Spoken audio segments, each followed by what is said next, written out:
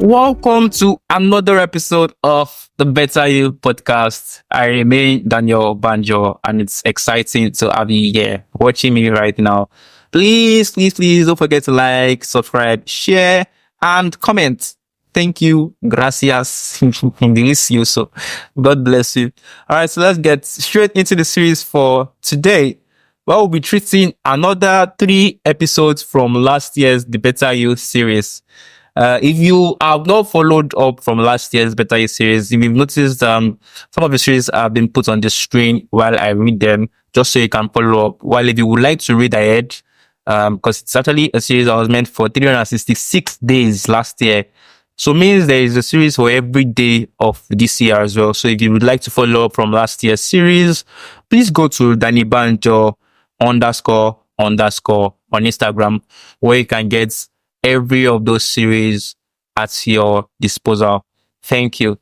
Right, going straight into today's series, day 13 of last year's Better You series, and it says, humans typically do things because of the reward in view. Sometimes you have to enjoy what you are doing to succeed in it. Other times, we have to follow patterns to the latter.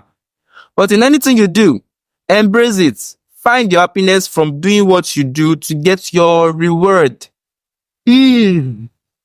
Well, you've heard it. Actually, it's very true. I've not ever thought of a time when I've had to do something and I've not thought of what I will get in return. It is like a default setting to us humans, Whenever we want to do something, the first point of contact is, how does this thing benefit us? Which is true. Many of you just offer your services because of goodwill. How does it benefit you? And so other times, it's actually very bad. Because times when you're not supposed to offer your services for goodwill, you begin to think greedily on what you can get in return. So we need to create a balance, right? It says here, sometimes you just have to do some things, follow some patterns to the latter, and you get your reward. Other times, you have to do what? You have to enjoy what you are doing to succeed in it. So it is not just about what you will get in return sometimes. Sometimes it's about loving what you do. When you are in love with what you do, your reward will come on its own accord. You won't really need to fight for your reward to get your reward. So please, it's very important that, as human beings, we are very, very intentional about our mindset when we want to do something. You need to do it because you either love it or because there's a pattern to follow. And in the pattern to follow can either be working your 9 to 5 to get your salary. That is a reward at the end of the month. In case you don't know, it is month end now, although a lot of salaries are finished before the month has even ended. But at the same time, you got a reward for working all through the month of January. So that is a pattern you follow through the month of January and got your reward. If it's something you do for passion, you will still get your reward. As long as you love what you do, there will be opportunities, collaborations, different giftings, and what have you. So always do things having in mind that either love it or follow a pattern. Don't always think in the direction of what am I getting in return? What am I getting in return? And there are times when you actually do need to think about what are you getting in return. So there is need to create a balance. Now, examples of times when you actually need to think of what you will get in return are times when paid skills that you've acquired, like you paid to acquire these skills, you are now offering it for free. You actually have to think of what you will get in return when you have to do something with those skills that you paid for, because you did not pay it to be doing Jesus Christ. It is true, it might sound bitter, but it's the actual truth. A lot of you are using your paid skills for free, probably in other organizations that probably helped you get these skills, and although you pay to them, and then you're working as an intern there, or probably after getting this paid skill, you then volunteer somewhere and you're not getting paid for it, or a friend or a family member comes to meet you and say, can you please do this for me? You're going to have to use your paid skills. Sometimes you have to probably, but other times, especially when it's not family and friend, you need to think of what you would get in return. Is it referrals? Is it money? Is it collaboration? You need to think in the direction of the fact that your paid skill actually needs grooming and you need to grow with it. So you have to get something in return for that skill that you paid for. Now, times when you should not think in that direction are times when your God-given talents are being put to use. Now, God-given talents are freely given. God did not ask you for any money at all. He gave it to you freely. So also give it freely. Now, this is a controversial discussion because I'm an instrumentalist in my church. I play over 4 instruments.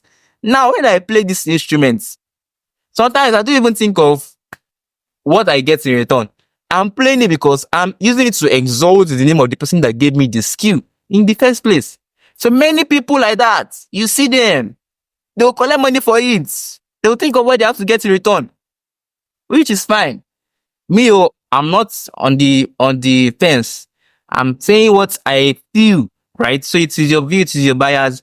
But I just feel like God-given talents that you did not pay to get should be also given freely. Many of you are musicians today because you paid someone to teach you vocalization. So it's probably ideal that you collect money for rendering services that has to do with your voice, whether in church, in club, in conference, anywhere it is. But at least it was a paid skill.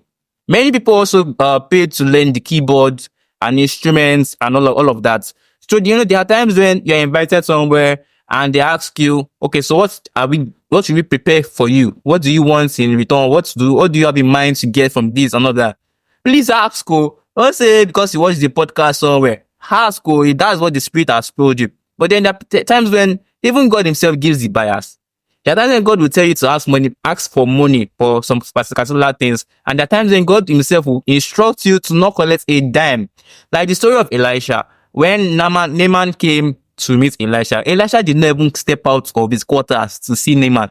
He just told him what to do. So God specifically instructed him not to collect a dime from Naaman. But our dear Gehazi, greedy as he was, pursued. Bible had it written that Naaman had already left. Gehazi now heard that this man has left without dropping a single penny. And Gehazi did what? Pursued. So there are times when you need to know when and which to decide for the two. There are times where you must actually request for something. You must actually think of what you are getting in return. Meanwhile, there are times when you must never think in that direction for your gifts to be freely used. Thank you. I spent so much time on this first one. I guess it was needed to hear. Moving on quickly to the second series for today, which is the day 14 of last year's series. It says, don't mess up your values. They are at the core of what defines you. Be it family, trust, hard work, or loyalty. Your values are only as relevant to others as much as you respect them. Let me explain that quickly. Your values can be family.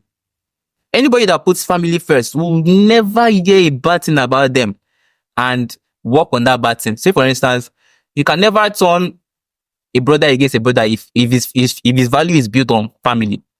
You can never pit them against each other. Be the wife, you can never pit them. If the first one's values is based on family, the person's value is based on trust. He would not trust easily. And when he does trust, nothing he can do about it. He trusts the person, If you have something bad to say about that person, he will go to the person directly and tell the person, I trusted you. So make sure you do not lose your values. See, people will only respect your value to the extent at which you respect them. In reality, for instance, if you're someone that you are a person of integrity, your yes is your yes, your no is your no. If at any point in time you lower that standard and people cite it, people don't value you again. They don't see you as someone with integrity or loyalty. But if at every single step of a test, a time, a feeling, your values remain true to you, even yourself. You don't drink. Even when you're out with friends, you're in your corner, you're inside your room, you don't drink is you don't drink. When people see you as someone that does not drink, when you're outside and eventually probably somebody is trying to tempt you or a drink is brought to a round table, you will see other people speaking for you. He does not drink, remove it from the table. I've experienced that several times where, when I don't even need to speak about some things again. People already know me for that kind of thing. So they're like, no, he does not do that. Nah, don't give him it. He won't bother drinking. So know your values and respect them for your own self. Because the way you see your values is the way other people will also see and carry your values for you. So your values are at the core of what defines you as a person. So now ask yourself, What defines you as a person? That's where your value is. He choke. All right. So moving on quickly to the final series for today, which is day 15 of last year's Better You series. Now it says, focus on developing more on your strengths this year, last year plus this year. Your skills are like concrete stairs to the top. The sky is wide enough to contain everyone, but your skills are weightless enough to keep you soaring with hard work as thrusters. I God, this thing slaps. I mean, now let's take it one line after the other. So focus on developing your strengths. Now your strengths are most likely likened to your skills. Because anything you've learned over time and you've gained mastery in, you have strength in that field. So focus more on developing that thing that you have. There's this popular saying which I battled with for many years. It says, "Jack of all trade, master of none, but oftentimes better than the master of one." Now, the oftentimes they cut it off because it has been proven by statistics over time that someone that has put his hand into more than 4 things at a time can hardly get mastery in one, and is hardly preferred to than someone who has designed his whole life on one pattern.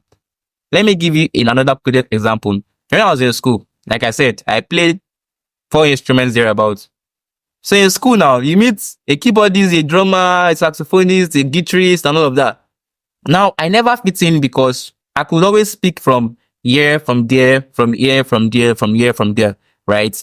So I didn't have what do they call this thing? I didn't have a niche. I didn't have a niche I could call mine. I didn't have a niche I could play. Probably was keyboard. I didn't have so much focus on keyboard or only drums, right? So every time they were going to pick someone for a musician, like you are going to play for this particular song, it was never me. You know why? Because they are masters in that field. People that they only chose that particular instrument. Be it gong, it's only gong he knows how to play and he's very good at playing gong. Be it keyboard, it's only keyboard he knows how to play and he's very good at playing keyboard. So it affected me a lot. But do you know, eventually, I would end up becoming the MD of all of those guys. Now that is the often times that it happens. But then do you need to wait for the often times? No. Because sometimes it don't happen like that. In another universe, probably I would never have become the MD. I would have been ashamed of going to the choir and probably I would have left eventually because I would have felt inferior to all of those guys that had mastery in their different, skills. So guys, this is the thing. Learn one thing, make it your strength, and then focus on that strength. When you've gained mastery in that one thing, you can easily diversify things that are similar to that one thing. But if you begin to pick from here, pick from here, pick from there, pick from there, you will be seen as a jack of all trades who does not have mastery in any of those trades. So that's a wise one. That's what the first sentence was talking about. So now it says your skills are concrete stairs to the top. Last video, I spoke about how you need to climb the stairs up and not jump up. Now it also says here, the sky is wide enough to contain everybody, but your skills are weightless. The same skills that can be like staircase, solid staircase, they're also weightless to keep you soaring high so you don't fall. Now this is the truth for it. Your skills are what take you up. And it is the mastery in that skill that would keep you up. You can either decide to, probably it's keyboard. Let's say you are already at a level like 80% in keyboard. 80% will take you to the top. But then if you don't continue to develop as the world is evolving, as a keyboardist, they are learning new things every single day. And you decide to stay on your 80%, you will definitely fall down because people that are coming to be higher than you are. But if as a master in your skill, you decide to go further and learn an additional 20% and you become 100% in the keyboard, your skills have become weightless to keep you soaring high. So even when other people are coming up and are being better than you, there are things that you can do as a person as well. So that's why it's very important to focus on those strengths which you already have and build more on them. Once you are strong and solid in a strength and you see that there's nothing left, the only thing left is to continue to learn in that field, then you become weightless in the air that nobody can easily pull you down. That is the story of the richest men in the world these days. You notice that even when they drop from number 1, they don't drop to like number 7 or not. They are still in top 3 or top 4 or top 5. That's the life of a rich man. they never stop getting hungry to make more money.